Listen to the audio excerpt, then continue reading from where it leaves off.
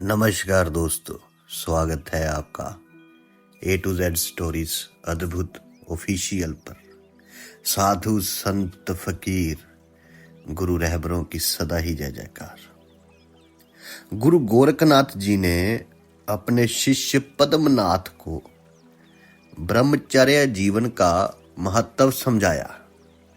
अब जो उन्होंने उनको बताया वो हम आपको बताने जा रहे हैं और इसको हम 2 या 3 भाग में आपसे साझा करेंगे, तो इसे जरा गौर से सुनिए और समझिए। गुरु गोरखनाथ जी कहते हैं कि बेटा पद्मनाथ, जब से महारानी बांछल का बेटा गोगा राणा उज्जैन नगरी में गया है, मेरा मन भजन करने में बिल्कुल नहीं लगता है। अब मुझे भारत देश पर निगाह दौड़ाने से ये प्रतीत होता है कि कहीं इस देश को दुर्दिन तो नहीं देखने पड़ेंगे, क्योंकि हमने अपने कर्तव्यों को एकदम भुला दिया है। कभी इस देश के लोगों में ब्रह्मचर्य जीवन का ही महत्व था, और यहाँ पर गुरु गोरखनाथ जी ये भी फिक्र साझा करते हैं कि आगे ऐसा बुरा वक्त आने वाला है कि सभी मनुष्य काम, कामनी और कंचन के गुलाम बनकर रह जाएंगे। वैसे काम वासना इस देश में अब भी कम नहीं है। राजा शाल्यवाहन जैसे होशियार राजा ने भी अपनी छोटी रानी नूनादे के प्रेम जाल में फंसे रहने के कारण ही बड़े ही भारी धोखे में फंसकर अपने बेटे पूर्ण जाति को बुरी तरह कत्ल करवाकर अंधे कुएं में डलवा दिया था, जिसे गुरु गोरखनाथ जी ने ही जीवन दान दिया था, और बाकी सब जो उनके शिष्य थे उन्होंने उनको अपना गुरु भाई माना है। इसी तरह राजा भर्तृहरि को रानी पिंगला ने एक सय्यस के प्रेम जाल में फंसकर अपना धर्म गंवाया और त्रिया चरित्र रचकर अपने देवर विक्रमादित्य को राज्य की सीमा से बाहर निकलवा कर ही दम लिया। वे तो प्रभु कृपा से अमर फल के द्वारा राजा भर्तृहरि ने सारा रहस्य जान लिया। तभी भर्तृहरि राजा ने राजपाट त्याग रानी को धिक्कार दे नाथ पंथ में आकर शरण ली और अपने जीवन को संवारा।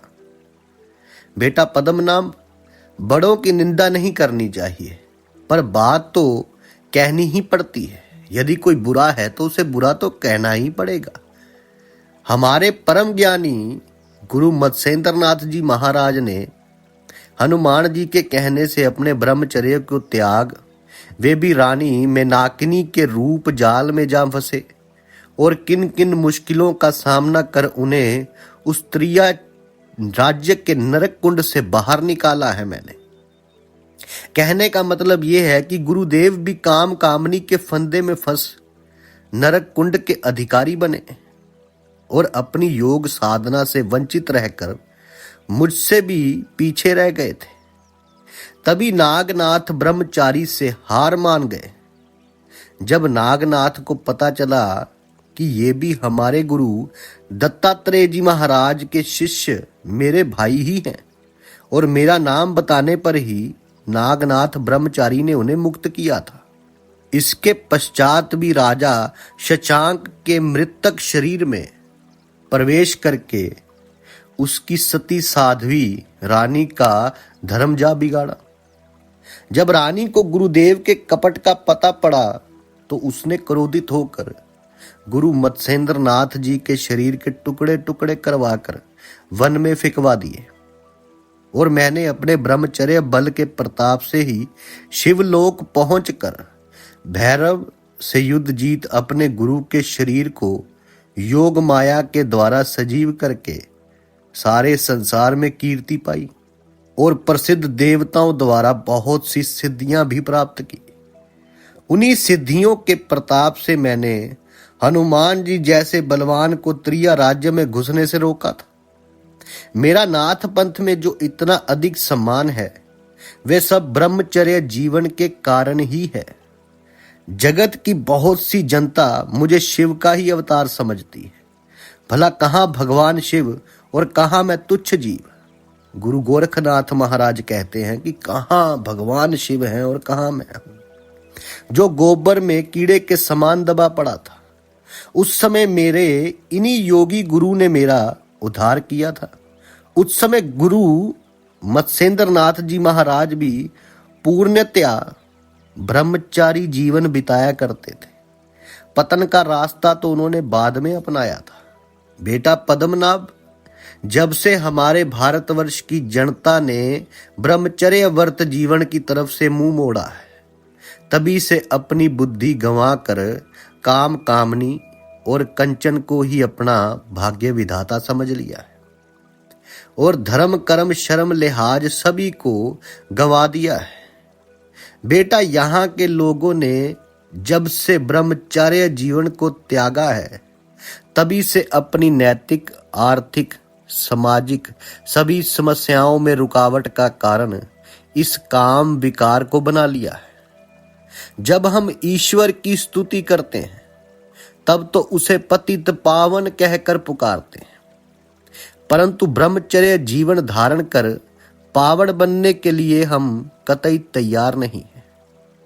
हम तुम सभी काम क्रोध के लोभ को नरक का द्वार कहते हैं, परंतु नरक के द्वार से अपने को बचाकर ब्रह्मचर्य जीवन धारण कर स्वर्ग द्वारा खुलवाने की हिम्मत कोई कोई भाग्यशाली ही करता है। इसका मुख्य कारण ब्रह्मचर्य का त्याग और काम कामनी कंचन का विकार है। बेटा पद्मनाभ, द्वापर युग से ही अब तक तो ब्रह्मचर्य जीवन को ही साधना का अंग समझा जाता रहा और नियमों द्वारा आत्म शुद्धि ही की जाती रही है। साधु संत फकीर गुरुओं रहबरों ने इसे मुक्ति का लक्ष्य मानकर बाल बच्चों की त्याग कर वन में जाकर ब्रह्मचारी जीवन ही व्यतीत करते थे। वे गृहस्थ जीवन की मर्यादा से बाहर निकलकर काम कामनी कंचन को त्याग सीमित अवस्था में ही इसका पालन करते थे और जिन्होंने ब्रह्मचर्य जीवन को त्यागा है, उनका शक्ति का शीघ्र ही नाश हो जाता है। मुख पीला पड़कर चेहरा मुरझा जाता है। बेटा पद्मनाभ, मैं तुम्हें यह समझाना चाहता हूं कि ब्रह्मचारी अपने शारीरिक रोगों से एकदम मुक्त रहता है। ब्रह्मचर्य मनुष्य के शरीर की शक्ति और कार्य करने की क्षमता बराबर बढ़ती रहती है और उसमें आशा, प्रसन्नता और धैर्य सभी सद्गुणों की उन्नति दिन दुगनी और रात चौगुनी हो जाती है। आज हम ब्रह्मचर्य को भूलने के कारण ही बड़ी बुरी तरह भटक गए हैं और हमने अपना तेज खोकर शरीर को अनेकों रोगों का घर बना लिया है। ईश्वर दर्शनों की बजाय हकीम वैद्यों के दर्शनों की इच्छा ही सदा बनी रहती है। इसलिए आप ये समझो कि सिर्फ ब्रह्मचर्य जीवन ही बुद्धि को प्रकाश देने वाला है। इसी से बुद्धि सात्विक होती है और मनुष्य की निर्णय शक्ति को बल मिलता है। विवेक शक्ति जागृत होती है। इसी के कारण मनुष्य बुराइयों के भंवर से सदा बचा रहता है और इसी से सद्भावना का उदय होता है, जो सत्य असत्य का ज्ञान कराती है। इसी के फल स्वरूप मनुष्य महान देवता बन जाता है। ब्रह्मचर्य नैतिकता की नींव है। वृत्ति शुद्ध हो जाने पर इंद्रियों के बड़े से बड़े प्रलोभनों से भी नैतिकता ही ब्रह्मचर्य को बचा ले जाती है। मनुष्य सत्य का पालन करने में निर्भय हो जाता है और वे अपार शक्तियों का स्वामी बन जाता है। ब्रह्मचर्य के बिना परमात्मा से प्रेम कदापि नहीं हो सकता, क्योंकि कामी मनुष्य की प्रीति देह से होती है और मन सदा चंचल बना रहता है और पतनकारी प्रवृत्तियों उसे बुरे रास्तों की ओर धकेल ले जाती है। अगर मनुष्य को ब्रह्मचर्य के गुणों का पूरा ज्ञान कराया जाए तो वे उसका पालन अवश्य करेगा। गुरु गोरखनाथ जी महाराज फरमाते हैं कि मनुष्य वासना द्वारा भोग करके, अपनी शक्ति क्षय करके रात दिन कमजोरी की ओर बढ़ता जाता है। फिर शक्ति वर्धक पदार्थों का अधिक से अधिक मात्रा में सेवन करके वे वैद्य हकीमों की शरण लेता है।